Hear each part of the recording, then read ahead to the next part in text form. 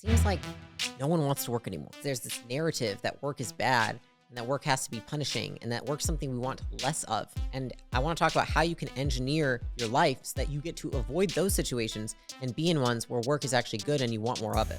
It really is just like, I feel passionate about like people being able to have a job they like, you know? I think there was a time for me when I thought that work was bad and work sucked and I wanted to minimize time spent working. I was actually on LinkedIn the other day and I was looking at all these posts that were popping up. A lot of them were basically people who sell you on like having a business that takes you X amount of hours a week. And I actually just felt really sad because they know that you probably have had a job that you hate and all this shit. And I was just like, yo, this is up. It's like being like, you should be single forever because you had one bad relationship. You don't need to be single. You just need to understand what to look for in the right relationship or understand how to build the right relationship rather than avoid it for the rest of your life. Yeah, there's almost this like messaging out there that being an entrepreneur is going to solve all these problems that you encounter in your work. It's not even the being an entrepreneur. It's that people are trying to minimize work in general, whether it be at their job or it be in now they've quit their job because work sucks. And now they try to start a business that takes a little amount of time because work is hard and sucks. I want people to do whatever works for them, but I think that there is a huge argument to be made for people making massive generalizations based off of specific circumstances and then making decisions that affect their entire fucking life based off of these like couple specific instances. And I see that there's a lot of people now playing up this narrative that work is bad and work means punishment. If you work for a company, you're never gonna be happy. You've gotta be happy as an entrepreneur. And then when you're an entrepreneur, you can only work a certain amount of hours, otherwise there's something wrong with you and it's a punishing experience. It is true that there are certain circumstances that are punishing. You can have a boss who is suppressing and demeaning. You can work at a company that is shitty and doesn't care about its customers. And you can have a business that's really hard and punishing because maybe you picked the wrong market. But I think that a lot of people end up punishing themselves in not just the short term, but they punish themselves for the entire rest of their lives by not showing themselves what they're capable of because they're constantly running from work rather than towards it. Because now they've generalized that all work is bad and it's indefinitely that way. And so because of that, there's this constant separation between work and life. And people like me who have found a way to make work rewarding are seen as fucking weird and like workaholics and you work too much and you're crazy. You work 14 hours a day. Yes, because I love it and it makes the rest of my life better. So it's like we take all this time that we're trying to avoid work. We're trying to build a life that we love outside of work as if you can separate life. And it's like, what if we took that time and we put it towards figuring out a way to engineer a business or a life where you actually love what you do and you actually want to maximize the time you spend doing it rather than minimize it. And so what that could mean, right, is like, let's think about a world in which you have a business that involves your children and you get to have them participate in, or you get to have a business where you work with your spouse, or a job where you work with your spouse, or you get to support a cause that you're very passionate about. The way that I thought about it was like, I would love a business where I get to work with my spouse because I like working a lot because I've engineered it that way. And so I want somebody who can be in there with me. I would love to build a culture where people love what they do. Therefore, we can have friendships because it's not like I'm their boss that's punishing them all day. It's like I'm somebody who's helping them grow and get better at a job that they like. And I think a lot of people don't know that like where I came from, the reason I do what I do is because I had a job that sucked. It's because I had a boss that sucked. And I said to myself, I never want this experience for people and I will create a business where I get to have an impact on people's lives by creating a culture where people actually like what they do and creating a culture where our customers also get to experience a great service or a great team or great interactions because they also get to see people who actually like what they do. And so by consequence, it makes everyone else's lives better, not worse. I wonder actually if you could share the story of that first really shitty job, because I think a lot of people could relate. So I took a job at a gym and I was a trainer there, and the first boss I had was fantastic. He was investing in my growth. He was constantly checking in on me, having one-on-ones, asking me if I was reaching my goals, like trying to invest in me, giving me books to read, having multiple meetings with me per week, encouraging me, constantly telling me that I could do things that I didn't think I was capable of. And he left to go work somewhere else, and a new boss came in. And that boss was all of the opposite things. He was punishing. He yelled at me. He demeaned me. He told me he wanted to run me over with his truck and light me on fire. He threatened me if I wasn't doing well at work, which of course I wasn't because I didn't want to work for him. And every single day when I drove up to work, I specifically remember sitting in my car and I would just try not to cry because I was scared of him. So going to work was just like a very stressful experience. And two, I just felt like I was no longer doing anything that was meaningful to me because he had taken all the meaning out of it by making it such a punishing experience. After I left that job, the first thing I thought to myself was like, I have to have my own business so I can do things the right way. Not because I think that all work is this way, but because I would love to set an example for people of what it can be rather than what people think it needs to be. That was when I made it my mission. Like, I always want to build a place where people genuinely want to work, where people genuinely come here and say, my life is better for having this job. My relationship is better for having this job. My health is better for having this job, not worse. That's the goal. And I think if people thought about that as their frame, how do I find a job that makes the rest of my life better rather than how do I find a job that I have to work so little I can focus on the rest of my life? Yeah, because it's like even for someone who's able to, let's say, shrink their workday to 6 hours or take a part-time job, like they're still putting in 4 hours into something that they might hate. I think that the difficulty is that if you build a business that does not benefit the rest of your life, then every time you work on the business, it takes from here. And every time you work on these, they take from here. And I don't think a lot of people think about this. The goal is, how do I create it so that they all make each other better, whether it's a job or a business? If people actually put this thought into it, how do I engineer my relationship so that I do things in my relationship that make my job better? How do I engineer my job so that I do things at my job that make my health better? And it's just that most people instead say, I'll separate these systems. But then every time you're doing one, you are quite literally taking from another and starving the other. Whereas they can feed each other and actually make each other better over time if we just put some thought into it.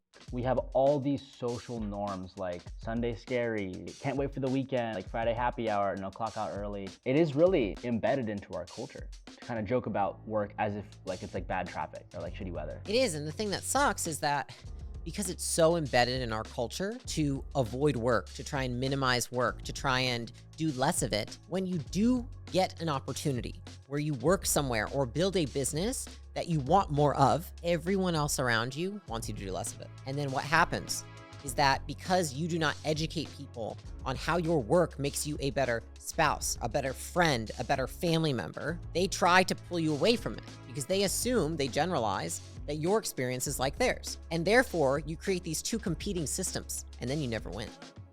The only way to win is if you can make the systems, each system makes the other system better. And until people figure that out, I do not think that they can achieve work-life integration. Work-life integration is just one system, one understood thing, rather than looking at them separately and allowing them to feed off each other like parasites. Like, what does it mean to have work that is contributing to your relationship? If I am constantly growing as a person, I'm becoming more confident because I'm taking on challenges. I'm putting myself in uncomfortable situations that grow my self-esteem. And I'm putting time into things that matter to me. Do I think those are going to make me a better or worse partner for my spouse? Do I think those skills will translate? Do you think that a wife who shows up more confident, a more autonomous sense of self, with more self-esteem is going to be better or worse to her husband? Do you think she would be more valuable to his life? Or do you think she will take more from his life? The more valuable we are as individuals, the more valuable we are in a relationship. If we can create an environment where our work makes us more valuable, then by consequence, it makes all of our relationships more valuable. The difficulty is a lot of people see one person becoming more valuable, and instead of saying, I should be inspired by them and also become more valuable, they say, come back down here with me. Don't work so much. Why do you try so hard? You look tired. Yeah, because I'm fucking winning at life. I know a lot of friends of mine out of college who went into like the investment banking route could definitely argue that like I'm getting, destroyed 100 hours a week and I'm getting better at, making spreadsheets. Like, do you think the difference between that and like a job that someone really likes but is also putting in the same hours as autonomy? Think about like someone like Elon who's like also doing 100 hours but probably loves his work. Nobody likes something they're not good at first. But a lot of people don't stick it out long enough to get good at it, or they don't have enough base level intelligence to realize that if I eat shit now, it pays off later. And I think whether it's in business or a job, sucking at something is different than being threatened and yelled at. Sucking at your job is part of getting to a place where you're ever good at it. Being yelled at and threatened by a boss is completely different. But we're at the point now where people think sucking at their job and not having a sense of self-esteem in the beginning, people are quitting. And they're saying, you know what, this isn't for me. It's too hard on my mental health. It's too challenging. If you really cared about your mental health, then you would do hard things. The reality is that most things that are good for us don't feel good. Most things that make our lives better don't feel good. I think a lot of people, when they talk about their mental health, they talk about not what is good for them, but what feels good for them. Whereas I would argue that if something makes you feel angry, depressed, anxious, sad for a day, maybe it's because it's a new experience, it's a skill you don't have, it's a challenge you're taking on. And if you get through that day, your mental health will be better for all those days after. If I look at the pivotal moments in my life that made me better and made me stronger, they were the hardest moments of my life. But I trade those hard weeks or months for good years or decades. And a lot of people just are cashing in chips day after day, saying, you know what? Doesn't feel good. Try again tomorrow. If I feel good, I'll do it. If it feels good tomorrow, maybe I'll do it tomorrow. Maybe tomorrow won't make me as anxious. Maybe tomorrow I won't be as angry about it. Maybe tomorrow it won't feel so hard. They say that day after day after day. And so we've gone into this cycle where people perceive mental health to be feeling good rather than being and doing good. Understanding that the two are not the same. And understanding that feeling bad in the short term is often good for me in the long term have been what have helped me turn my life around. The ability to undergo harder and harder challenges is like is how you become a better person by the end of it. Yeah, not by avoiding them. So you've talked about meaning. Do you feel like you could define what makes meaningful work? Meaningful work is based on the person, which is it means something to you. So for me, lots of people look at me and say, you have all this money. Why are you still CEO? It's so much better to be an owner. It's so much better to own an asset that gives you dividends over time. I'm like, that's great. I have real estate. I don't think I'm making anyone's life better by owning real estate and making money off houses. I like making people's lives better, and it means something to me because I've had people make my life shit, and I've had people make my life amazing. And I want to be the person for everyone else that makes their life amazing and better. And so I feel like I derive meaning from that because I get to choose what I want to do with my life and where I derive meaning, and I would like to do it in a way that benefits other people, not just me. With the real estate example made me think of this idea that I think both you and Alex talked about of like passive income. Like, what do you think about the word? I think that again, like people who seek out passive income, they seek out passive income because they are trying to avoid work and they're more than they're trying to get income. It's not that they want income, it's that they don't want work, which again comes from this belief that work is bad and punishing. And I think actually a lot of it even, it's actually, I want to avoid people because what does work have you do? Interact with people all day. So a lot of people try to avoid people because of one or two bad ones. It's just like somebody doesn't get into a relationship because of one bad boyfriend. Let's say I'm at a job that feels punishing and I'm not totally convinced that I want to leave yet. What are some things I can do to make that better? I think you have to figure out if you are truly being punished by the organization and boss, or you are punishing yourself for not meeting your own standards. And I think a lot of people cannot differentiate the two. They just look around at where they're at and say, oh, it's the job. It could also be the fact that you beat yourself up when you do not exceed standards set by other people.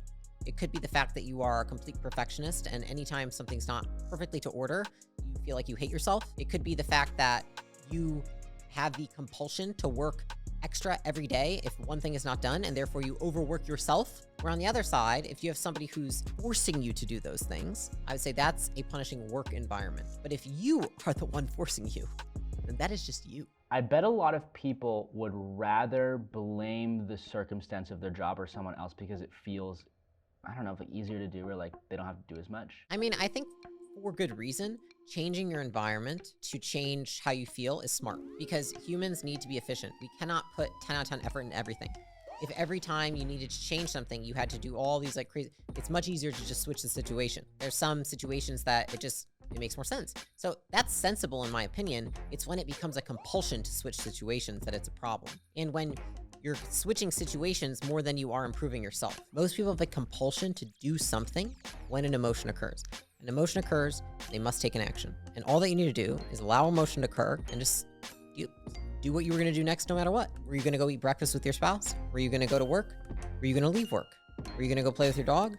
Were you gonna go watch a movie? You just have the emotion and go do that thing anyways. What you teach yourself over time is that emotions are not directives. Just because you feel a certain way doesn't mean you need to let it dictate your behavior. Also, if it sucks to like be bad at something, then restarting is probably not the solution because you're gonna have to start over. Right, because a lot of people escape one job to go restart at another job because they feel like they're not good at it or they suck, but then they're just even worse at the new thing. There's the learning curve. And so they're not getting the compound returns on their skill as they would if they were to stay in the job that they're at. It's like, I'm going to constantly try to get into a new situation and I haven't even worked on myself in 6 years. Well, what's the common denominator amongst all these circumstances? You've had 6 jobs, Sally. Why do you hate all of them with completely different bosses and completely different industries where other people liked it? Is there an example of someone that you've seen that has taken a mindset shift from work sucks, you know, I don't want to do this, to like they're totally turned around and invested now? The easiest way to change your mentality about work,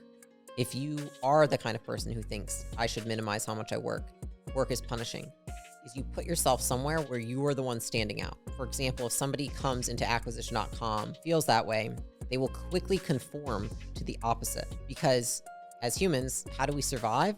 We blend in with everybody else that's in our clan or whatever. If somebody puts themselves in a situation where everyone else talks about how much they love work, they like working and they work more, how much work benefits their lives, they will very quickly change. I bet the flip side of that is if your friends outside of work are all the kinds of friends who are just shitting on working harder, it's probably also going to be hard to adopt the new behavior. Yeah, I think a lot of people have friends who reinforce the belief that work is bad.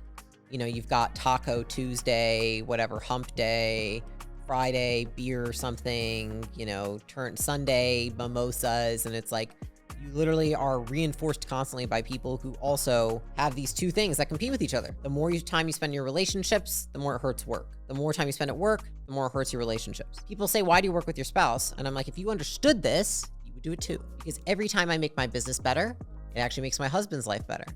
And every time my husband makes himself better, it makes my business better, which makes me better. Who won? Where do you think like remote work fits into this? I think that the problem that remote work solves is that a lot of workplaces are punishing. And so what you get to do when you are remotely working is avoid a lot of the punishing situations. You don't have to interact with people nearly as much. There's many less social interactions. And the ones that you do have are in a much more controlled environment where people can get their shit together for 5 minutes to send a Slack. Or they can show up to a Zoom, basically put on a face for 30 minutes, and then go back to whatever they were doing. I actually think that remote work has just allowed us to avoid work by disguise. If the work is not bad, then you want more of it, then in-person makes sense. The reason some of the best organizations have wonderful workplace cultures and they have in-person headquarters and such is because they know that work doesn't need to be punishing, and they engineer an environment where it's not, and so people want to work more, and they want more of those social interactions. Why are people moving to Vegas to work with acquisition.com? Why are our employees going from remote to working here? Because they come here for a week or two, they like the social interactions because it's not a punishing place, and they say, gosh, I'd like more of that. And I think a lot of workplaces are just the opposite. Are there other pieces of advice you have for someone who's like in the struggling through the shit phase of like not being that good at their, let's say, entry-level job? I would just say that anything worth having is hard, and hard doesn't mean bad. And you don't need to make the hard times mean bad. And I think this is something that I've learned because even in my first business, it was so fucking hard. And I was so stressed that I was unhappy. And I was unhappy because I didn't know that it was okay for it to be hard. And that was actually a good thing. And even just the other day, I was talking to Alex and he said, you seem pretty stressed and like what you're doing is pretty hard right now. I said, but I'm happy. What more can you ask for than like when you're striving towards a goal that's really high, there's a lot of hard things happening and you're stressed, also happy. A lot of the times where that came from for me was just thinking that hard was bad. But now I have enough evidence to show me that every time I do something hard, my life gets better on the other side. It doesn't feel good while I'm going through it. Sometimes it feels terrible, but my life will be better in the long run. And so hard is good. It feels like a superpower just to like extend the time horizon through which you're evaluating something. The biggest superpower of all, I think, in people is people who can enjoy the negative feelings. They create a relationship with negative feelings where they don't run from them, but they actually embrace them because they know that they're going to come out a better version of themselves on the other side, better than they ever were. And I think that that's a huge attribute of successful people. You see it to the degree of people who are like, give me more, give me the hard stuff, give me the shit. That's not a coincidence. It's because they've created a relationship with all of the quote bad in life, whereas other people are just avoiding it because they've told themselves that that's a bad thing. They've told themselves that pain is bad. And there's many instances pain is useful, pain is good, pain tells us a direction to go.